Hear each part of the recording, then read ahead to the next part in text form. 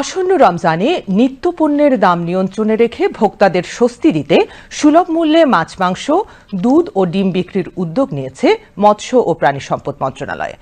রাজধানীর ২৫টি স্থানের পাশাপাশি দেশের বিভিন্ন বিভাগীয় ও জেলা শহরে এই বিক্রি কার্যক্রম চলবে। বিস্তারিত আহমেদ অনির প্রতিবেদনে। পবিত্র রমজান মাস উপলক্ষে দেশের সাধারণ মানুষের জন্য সুলভ মূল্যে মাংস, দুধ ও ডিম বিক্রির উদ্যোগ নিয়েছে অন্তর্বর্তীকালীন সরকার।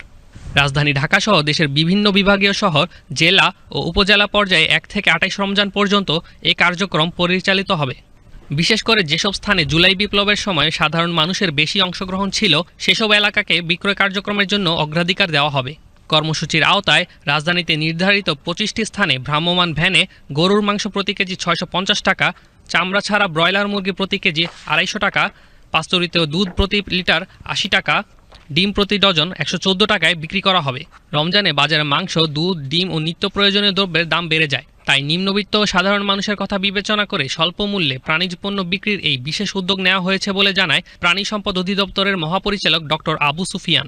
প্রাণী সম্পদ অধিদপ্তর দারিদ্র ঢাকা শহরের বিশেষ ঢাকা মহানগরীর দারিদ্র জনগোষ্ঠীদের জন্য সুলভ মূল্যে আসলে প্রাণীজাত পণ্য, দুধ, ডিম, ড্রেসড ব্রয়লার, গরুর মাংস আমরা এই প্রান্তিক মানুষদের, যারা গরিব মানুষদের জন্য আমরা সুলভ মূল্যে বিক্রির ব্যবস্থা করেছি। এই কার্যক্রমে আসলে প্রাণী সম্পদ অধিদপ্তর ঢাকা শহরের ২৫টি স্পটে, ২৫টি জায়গায় ভ্রাম্যমাণ আমাদের পরিবহন ব্যবস্থার মাধ্যমে এই কার্যক্রম পরিচালনা করা হবে। ঢাকা শহরের পাশাপাশি আমরা সারা দেশব্যাপীও এই পবিত্র রমজানে কিন্তু এই কার্যক্রম পরিচালনা করব।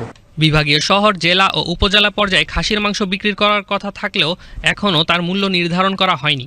তবে খুব শীঘ্রই খাসির মাংসের মূল্য ঘোষণা করা হবে। প্রাথমিকভাবে আমরা ধারণা করছি যে প্রতিদিন ঢাকা মহানগরীতে প্রায় ৬০,০০০ পিস আসলে ডিম আমরা বিক্রি করতে পারবো। পাস্তুরিত দুধ প্রায় ৬,০০০ লিটার প্রতিদিন আমরা বিক্রির প্ল্যান করেছি। ড্রেসড ব্রয়লার প্রায় ২,০০০ কেজি এবং গরুর মাংস প্রায় ২,০০০ থেকে